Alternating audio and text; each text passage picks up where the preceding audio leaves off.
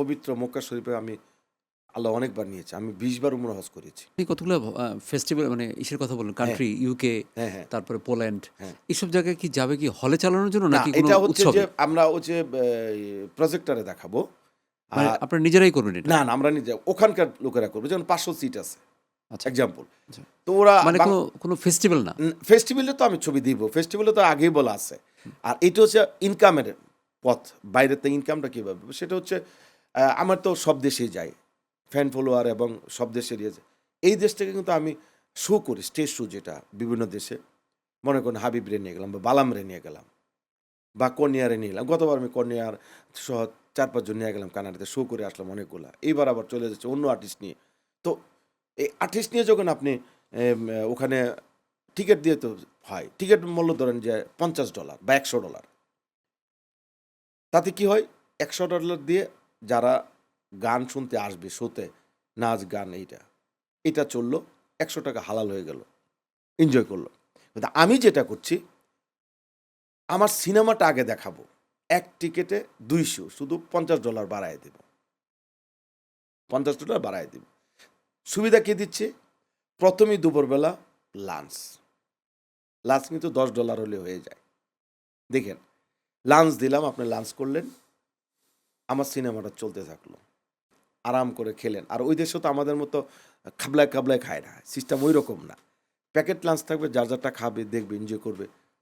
Cinema দেখলো, lunch করলো। Cinema শেষ। তারপর একটা চা চক্র, চার আড্ডা। তারপর আমরা চলে যাব শোতে। শোতে যাদের বিজ্ঞাপন বানিয়েছে, ডকুমেন্টারি বানিয়েছে বা যে দেশে আমি শুটিং করেছি, ওটা বড়, বড় ক্লায়েন্ট আছে, মিলিয়নার আছে। তাদের কোম্পানিকে প্রমোট করব ফাঁকে। তখন আবার একটা নাস্তা খাওয়াবো। এই $১৫০ মধ্যে। বুঝলেন? তারপরে শোটা শুরু হলো, রাত ১১টা ক্লোজ। তাহলে ৫০০ লোকে আমার সিনেমাটা দেখে ফেললো। আর বিদেশিরা বাংলা সিনেমা দেখার লাগে অস্থির হয়ে থাকে। গানের চেয়ে সিনেমাটা বেশি দেখবে। তাহলে ১ টিকিটে ২ টা জিনিস পাচ্ছে। কিন্তু আমি যদি হল বুকিং দিয়ে নেই, তখন আমার উল্টা অনেক টাকা চলে এই যাবে। বিদেশি কারা? এরা কি প্রবাসী নাকি? প্রবাসী, প্রবাসী। প্রবাসী। আচ্ছা। হ্যাঁ, লাখ, লাখ বিদেশি। যে কোনো স্টেটে যান। তো বাঙালিরা চাচ্ছে যে আমার বাংলাদেশ সিনেমা দেখতে চায়, কিন্তু আমরা ওই জায়গায় পৌঁছাতে পারি না। আর বড় হল যদি নেই আমি ১,০০০-২,০০০ সিটে, তখন তো তাদের একটা ট্যাক্স দিতে হবে, সিট প্রতি টাকা দিতে হবে, একটা পাবলিক গেলে হবে, না হলে এখন তো যেতে বাধ্য। কারণ আমি শিল্পী নিয়ে যাচ্ছি, প্রচার হচ্ছে, দুইটাই দুইটাই মানুষ পাচ্ছে। ২ টাই পাচ্ছে। তাহলে $৫০ তো বিষয় না। যারা তা $১০০ দিয়ে কিনবে, $৫০। তারপর আমরা খরচ বাদ দিয়ে যেটা হবে, এটা 50-50 তে চলে যাবে। তা আপনি তো ভালো ব্যবসায়ী। ইনশাল্লাহ। তা এই যে ভালো ব্যবসায়ী, আমি জানি এটা অবশ্য। হ্যাঁ, এই ভালো ব্যবসায়ী এই ব্যবসার সাথে, সাথে যখন ফিল্মের বা এই যে প্রজেক্টগুলো করেন, হ্যাঁ। তো এটার মধ্যে আপনি এত সময় পান কোথায়? আমি তো মানে অবাক হয়ে আমি যাই। অনেক পরিশ্রম করি, অনেক পরিশ্রম। আল্লাহ না, আমাকে পরিশ্রম তো অবশ্যই করা আল্লাহ আমাকে মানে ব্যাপার থাকে। মেধা দিয়েছে, শুকরিয়া আল্লাহর কাছে। আমি আমি জানেন কি না, আমি মিডিয়াতে থাকলেও আমি কিন্তু ও ড্রিংক করি না, তাস খেলি না, বাজে নেশা নাই। আ তো সো খুবই এটা এটা এইটা আমি আমি আমি কিন্তু মাস্টার ডিগ্রি হোল্ডার। বিসিএস দেওয়া, 98 এ বিসিএস দেওয়া এবং একটা কলেজের লেকচারার ছিলাম ৩ মাস। তারপরে একটা চ্যানেলের সিইও হিসেবে ছিলাম ৭ বছর, জানেন একটা বড় চ্যানেলে। আমার লেখা ২২ টা উপন্যাস মার্কেটে। বিজ্ঞাপন বানিয়েছি ৩০০ র উপরে। সিরিয়াল, নাটক এগুলো তো আর হিসাবই নাই। তো মেধাশূন্য হলে তো পারতাম না। না, আল্লাহর অশেষ রহমত। এটা তো আর তাছাড়া সময়ের ইউটিলাইজ করাটা অনেক বড় হ্যাঁ, ব্যাপার। আমি হ্যাঁ? আমার কোনো ফ্যান ফলোয়ার, বন্ধু-বান্ধব নাই যে আমি ১০ টা মিনিট টাইম তাদের সাথে পাঞ্চ করব, নাই। আমি আমার কাজে ব্যস্ত থাকি। আপনি তো বই লেখেন, আপনি জানেন। একটা ৫,০০০ ওয়ার্ডের একটা বই লিখতে কত কষ্ট।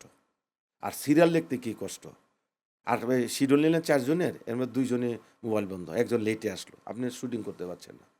কি পেন নিয়ে কাজ করতে হয়। আল্লাহ ধৈর্য দিয়েছে। আল্লাহর কাছে শুকরিয়া। তো সেকেন্ড সিরিয়ালের শুটিং করা আর সিনেমার শুটিং করার মধ্যে ওই সে আবার প্রসঙ্গে ফিরে আসি। এটার মধ্যে পার্থক্য কতখানি বলে মনে হলো আপনার? অনেক, অনেক। সিনেমা হচ্ছে বড় মাধ্যম, বড় কিছু। টেনশন, পেইন বেশি, লাভ কম। আর সিরিয়াল হচ্ছে কাজ কম, মানে টেনশন কম, লাভ বেশি। তো এটা আমার মানে যে আপনি তো ডিফারেন্স করে ফেলছেনই, ভালো কথা। মানে আপনার এই আগাম সিনেমা নিয়ে আমাদের সময়ও প্রায় শেষের দিকে চলে আসছে। আপনার আগাম সিনেমাটা নিয়ে আমাদের শুভকামনা, আমাদের চ্যানেল এসের পক্ষ থেকে শুভকামনা। আর এই সিনেমাটার ব্যাপারে আপনি যে এই যে এখন হঠাৎ করে একটা ঝামেলায় পড়ে গেছেন। ঝামেলায় পড়ে একদিক দিয়ে ভালোই হইছে আপনার। আপনার সিনেমাটা কিন্তু প্রচারণা হচ্ছে। প্রচন্ড হয়। আমার প্রচন্ডরা ম্যাডাম ম্যাডামের হাজবেন্ড এই জন্য আপনি কাকে ধন্যবাদ দাদা। কাকে ধন্যবাদ জানাবেন? দুজনকে ধন্যবাদ, অসংখ্য ধন্যবাদ। কারণ এইটা আমার 50 লাখ টাকা তো আমি এই পাইতাম না। তার মাইলেজ পেয়ে গেছেন, কিন্তু আপনার যে আবার যে আপনার যে 30 লাখ টাকা লস হয়ে গেল, ওটার কি হবে? শুনেন, দেওয়ার মালিক কে? উপরওয়ালা। আমি অলরেডি আরো 4টা কোম্পানির সাথে কথা চলছে, কালকে ফাইনাল হবে, দেখা যাক কি হয়। আমি নিরাশ হই না, কারণ এই আপনারা জানেন কি না, আল্লাহ আমার পবিত্র মক্কা শরীফে আমি আল্লাহ অনেকবার নিয়েছে। আমি 20 বার উমরা হজ করেছি, 2 বার বড় হজ করেছি। তা আল্লাহ যদি আমাকে ভালো না বুঝতেন, পছন্দ না করতেন, এতবার তার বাড়িতে নিতেন না। নিতেন না, হ্যাঁ। আমি যদি এত নষ্ট হইতাম, স্বার্থপর হইতাম, হ্যাঁ, বা আমি গীবতকারী হইতাম, আল্লাহ পছন্দ করতেন না। কিন্তু ওই যে একটা স্টাইল থাকে তো, যেমন আপনার কিন্তু আমার স্টাইল নাই। আপনার আমাকে এমনও হুজুরা বলছে, আপনার দাড়ি নাই, এই নাই, সেই নাই। না, আমি ধরে রাখি, হুজুর রাখবো, একটু সময় যাক। আচ্ছা, না, আমার আমি সময় আমি দে। স্টাইল বলতে বোঝাচ্ছি কি, যে ধরেন আপনি যে নাটক বানান বা আপনি যে সিনেমা বানাইছেন, এটা কিন্তু আপনারটা আপনার মতো একটা স্টাইল, আমারটা আমার মতো একটা হ্যাঁ, স্টাইল। style। এটা ডিফারেন্ট স্টাইল থাকে।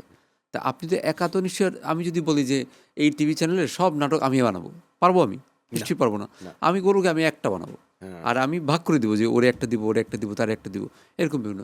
আর আপনার হাতে যে এত স্কোপ, এত বিজ্ঞাপন, এত কিছু, সব কিছু আপনি একা বানান না, কেন? আমি একা বানাই না। আপনার কি বনলতা এক্সপ্রেসের মতো ধরেন ওটার মতো একটা ভালো ফিল্ম আপনি আরেকজনকে দিয়ে বানাতে পারেন না, আপনার প্রোডাকশন থেকে? না, তাহলে আপনি হয়তো জানেন না, আমার 12 জন লোক আছে, যেটা আমার ইউটিউবের কাজ করছে, আমার একটা চ্যানেলের, এবং প্রায় 16টা ডিরেক্টর দিয়ে 16টা সিঙ্গেল বানিয়ে ফেলেছি। না, আমি সিঙ্গেল না, আমি বলছি ফিল্মের কথা, বড় বড় ফিল্মের পরিসর। কথা, হ্যাঁ।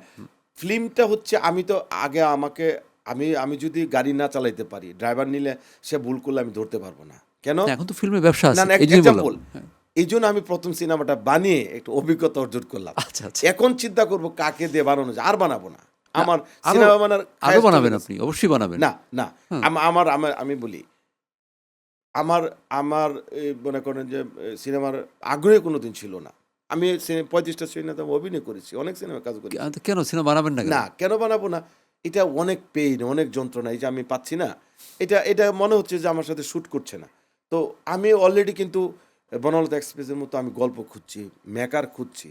আপনি কেন? আপনি গল্প খুঁজলে সেই গল্প পেয়ে যাবেন না, খুব শীঘ্রই, হ্যাঁ, খুব শীঘ্রই পেয়ে যাবেন আপনি। আচ্ছা, আর তো আপনার আমি সৌভাগ্যবান। আপনার তো সিনেমার জন্য, আপনার কন্ট্রাক্ট ম্যারেজ সিনেমার জন্য আমার সময় প্রায় শেষ, প্রায় শেষের দিকে। সিনেমার জন্য আমাদের পক্ষ থেকে অনেক শুভকামনা। ধন্যবাদ। আর